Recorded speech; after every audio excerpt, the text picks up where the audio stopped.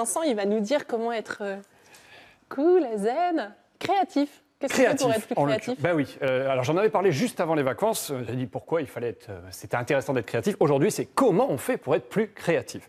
Alors je l'expliquais que c'était un réservoir, la créativité, et que l'idée est de remplir régulièrement cette citerne, on va l'appeler comme ça. Ça, c'est une première chose. Mais la deuxième chose, forcément, on est relié à cette citerne par un tuyau, et l'idée est de faire en sorte que ce tuyau soit constamment libre de circulation. Vous avez repéré un peu l'image ou pas? Je vois bien. Vous n'avez pas encore, bon, d'accord. Il faut enlever les feuilles, quoi, hein, si on est un peu dans la saison. Alors, comment on fait d'abord pour remplir ce... Oui, non, pas celle-là. Ah oui. Pour remplir ce réservoir, on le nourrit par nos différents sens, visuels, auditifs, etc. C'est aller au musée, voir des expos, voir des films. Pour le visuel, pour l'auditif, c'est peut-être aller voir des concerts, écouter des concerts, écouter de la déjà musique. ça peut nous aider à être... Bien sûr, on stimule un autre sens, aller dans différents styles de restaurants pour stimuler les papilles, mais tout simplement goûter des nouveaux fruits, des nouveaux légumes. Il y a plein de choses maintenant très très variées. Et puis se faire masser, par exemple. Vous faites masser de temps en temps? Jamais. Et alors, c'est vous en parler. On va réclamer ça au bureau. Des massages au bureau. Et voilà, France 3, tout le monde va se faire masser maintenant. Voilà, l'idée, finalement, est de stimuler tous nos sens. Et un dernier truc qu'on oublie, ce que font les enfants le plus, à part dormir et manger.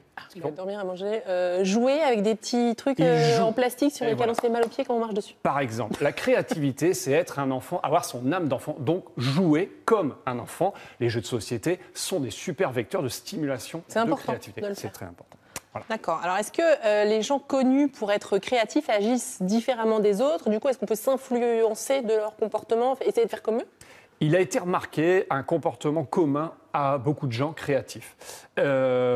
Juste avant, je rappelle que j'avais parlé de la citerne, le tuyau pour le dégager, faire en sorte que la créativité arrive. C'est aussi important de ne pas juger l'acte de créativité. C'est-à-dire que si à un moment je commence à dire, tiens, je vais dessiner, je vais peindre, eh ben, c'est de décider de dire, peu importe ce que ça va faire, peu importe si ça va être esthétique, ça, c'est pas un problème. Moi, le but, c'est que je prenne du plaisir à créer. Et les gens ont beaucoup tendance à se juger ou à déjà dire il faut que ce soit beau, il faut que ça ressemble à quelque chose. Ils ont une sorte de saboteur intérieur qui les critique. Donc ça, c'était la première notion. Effectivement, les gens créatifs ont plein de points communs. Déjà, ils rêvent. Ce sont des gens qui rêvassent.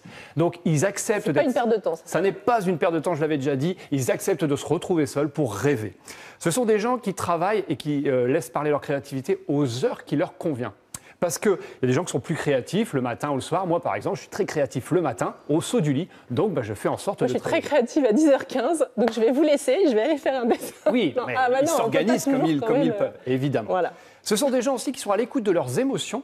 Parce que l'émotion, vous le savez, est un puissant moteur de créativité. Combien de chansons d'amour sont nées grâce à l'amour, hein, voilà, ou à la perte de l'amour. Exact. Parce que les émotions peuvent être de puissants moteurs. Ce sont des gens qui vont régulièrement vers de nouvelles expériences, qui osent aller à l'encontre des idées reçues, qui osent remettre en question. Ce sont des gens qui posent beaucoup de questions, qui sont très curieux de plein de choses. Et quoi d'autre encore, ce que je pourrais vous dire? Ce sont des gens aussi qui méditent. J'en avais parlé à un moment donné. Oui, la méditation stimule aussi la créativité parce que justement, on va faire en sorte que ce tuyau pour accéder à cette fameuse citerne s'ouvre et s'ouvre et s'ouvre encore et encore. Tout ça, c'est lié. Du coup, pas d'autocensure. Voilà. Zen, méditation, création. Merci beaucoup, Vincent. Avec plaisir. Ces éléments